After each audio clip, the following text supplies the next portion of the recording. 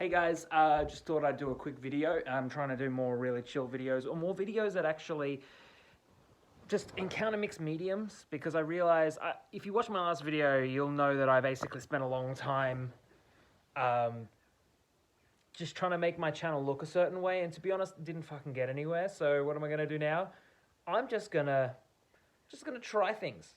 And doing videos on my phone is definitely something. Anyway, this video is something I've been really, I guess, contemplating on, meditating recently, and to be honest, this is, and in some ways it will always be about surrender and about letting go, and that very simply, at least in this video, is honestly about opening your heart up to things that you want that you've stopped yourself from potentially wanting. Um, the reason why I share this is from my own personal journey that I've been on this year, for the last 7 years, on a perspective of owning myself, owning who I am as a person, and attempting to heal all the weird little suppressed stuff that stops me from being truly who I am. I sum up my work as success through surrender. I spent a long time trying to figure out how do I actually describe what I do. Success through surrender, even when it came to being a dating coach. It was honestly about success in your dating life through surrender, through noticing what's going on the inside, allowing yourself to feel that, letting it come up, letting it pass, letting yourself let it go. When it came to people's dating lives, or even like teaching guys, how to talk to women. Um, Honestly, like, approach anxiety is a massive, massive issue. But most people don't want to feel that anxiety. They haven't surrendered to it yet, so they fight it, they resist it, and they actually ultimately end up making more of it. So here we are just talking about dreams in general, because I realized recently that there's a lot of dreams that I have. There's a lot of things that I want to be and I want to do and all this sort of stuff. Even making this video, I actually found quite hard sometimes. Or this one specifically, found it quite difficult because what we have, however, is a lot of blockages. So we have a lot of like deep-seated suppressed shit that we've either suppressed ourselves or we've inherited from other people that blocks us from actually manifesting who we are in the world. So imagine you have a goal, right? Imagine you have this goal that you're trying to achieve.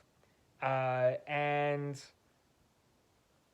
I don't know about you, but one of the things that stops me from even allowing myself to even think about goals, one of the things that stops me from that is the disappointment. It's the disappointment of trying and failing. Like, oh, I want to go for a run today. I want to feel good about myself. I want to work on my body. I'm going to go for a run today. But then what we do is some people do, some people don't. Those people who willpower their way through or already are in alignment for, say, going for a run, will then go for a run. They'll find it really easy. There is no blockages. There is no resistance to it. On the other hand, if we are the kind of person who does have some resistance, we end up not going for it. Now, if you were like me, what would then happen is you would feel really disappointed. And so as a result of that disappointment, you would then almost develop this habit, this mental and emotional habit, where you would stop yourself even from thinking about going for a run. It's like, well, I better not. Why even think about going for a run? I'm gonna stop myself because I guess I'll just be disappointed. I try. The irony is I'm someone who. There was one point in my life, I think when I first started being a dating coach for myself, just as an aside with running, that I actually went for runs like 3 times a day. But the thing about that is, that was my whole life. I had willpowered it. And so I love willpower, but I think willpower only goes so far. Unless we're human being rather than human doing, it's the being that allows us to be in this state of flow. That flow is what we want as people. It's this flow that when we are just acting and being ourselves truly, we are expressing our very soul to the universe, whether it comes through running, whether it comes through a date, whether it comes through creating art, whether it comes through working. We want to surrender these issues so they can come up, go off into the universe, and just be like physical behavior manifested, if that makes sense. And if it doesn't, it'll make sense in the future. I say this because some of the stuff that I say, I'm getting better at expressing it. Like now that to be honest, now I'm surrendering and letting go around my coaching and stuff and the way I express myself, that I'm actually hitting hearts deeper. But so I guess what I'm trying to say is, let's get back to the original topic, which is this idea of we have dreams, we have things that we want to achieve, yet we limit ourselves because they're either unrealistic, they are disappointing if we don't get them, or they are just, for some reason, maybe they don't fit well with this idea that we have the world should be, or, it doesn't follow the typical life path. I say that in a mild Indian accent because that's my aunties and stuff like that. That's pretty much, that may or may not approve of my current trajectory in life.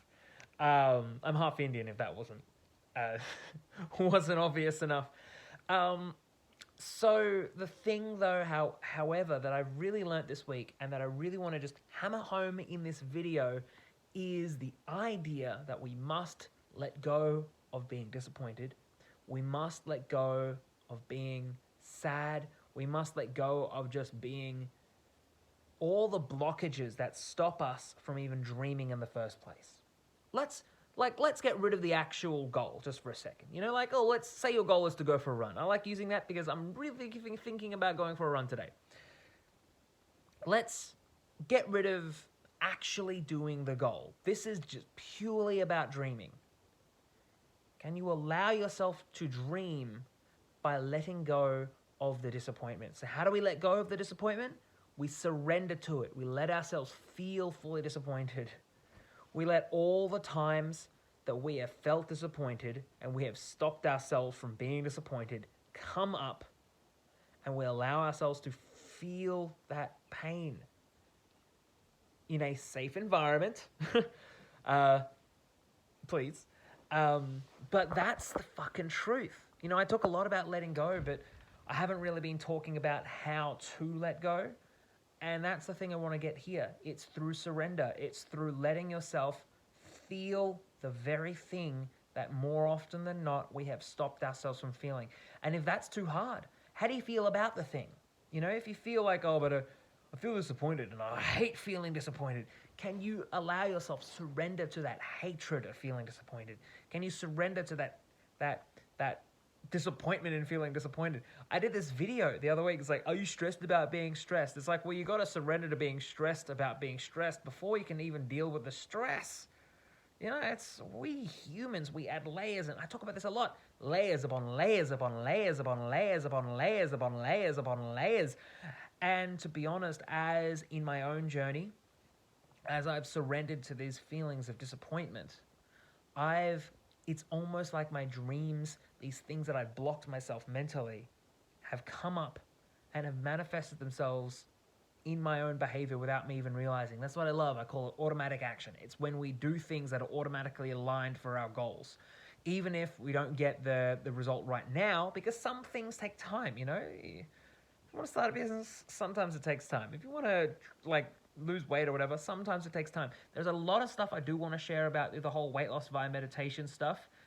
So just keep a lookout for that in the future. I'm going to be making more informal videos because, to be honest, I can make more of them. I love my super expensive cameras, and to be honest, I use those cameras just because they're expensive, and they have sexy effects. But I want to produce more stuff. You see my Instagram, it's really raw. I'm a graphic designer by trade. People have paid me not by trade, by one of my trades. I'm trying to keep this under 10 minutes. I'm going to make this quick. People pay me fucking thousands to design stuff for them. Yet why do I make my Instagram almost as shitty as possible, in production value? It's because I want the content to fucking stand up for itself. Strip away everything else, make it good. But if you want to see my design skills, check out my website. Link at sharamnamdarian.com, because that I made a little bit sexy, just a little bit. All right, cool. Bye.